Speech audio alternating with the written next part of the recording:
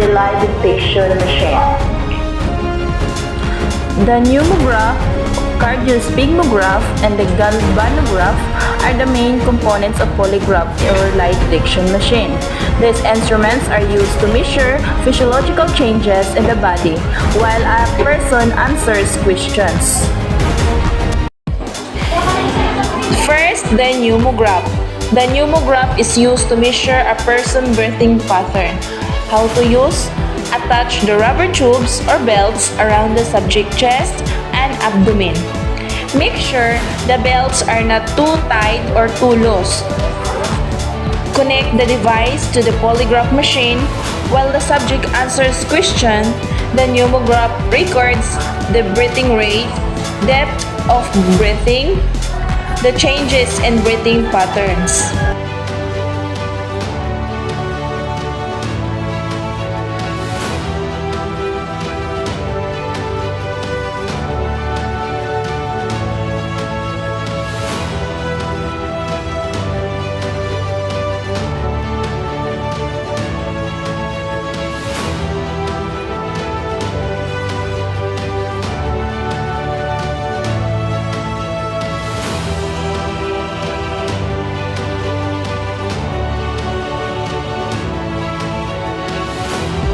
Second, cardiosphygmograph.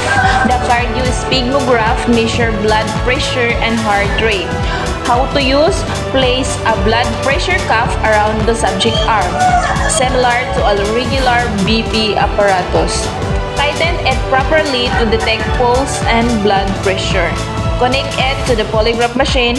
During the examination, it records pulse rate, blood pressure, and the changes in heartbeat.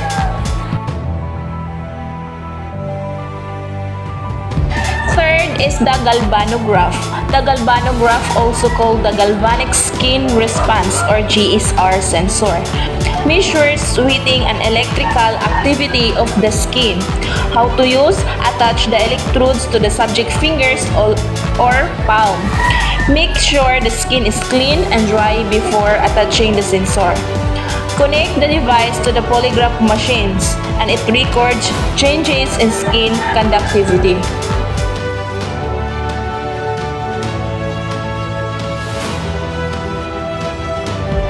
During questioning, when a person becomes nervous or deceptive, the breathing pattern may become faster, temporarily stop, and become irregular.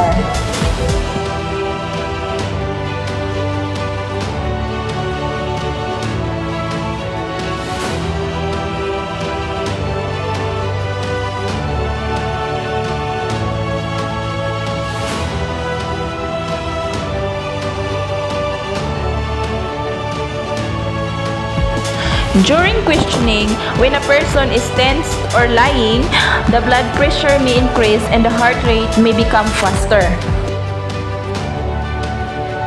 When a person experiences stress or nervousness, he or she having sweating increases and skin conductivity becomes higher, as we can see in this chart. These three instruments work together during a polygraph examination to detect physiological reaction while a person answers questions. And this instrument measure common reaction during nervousness. First is the pneumograph, their breathing fast or irregular breathing. Second is the cardiosphygmograph, their pulse and blood pressure increase, heartbeat and BP. Lastly is the galvanograph. Their sweating skin response is higher skin conductivity.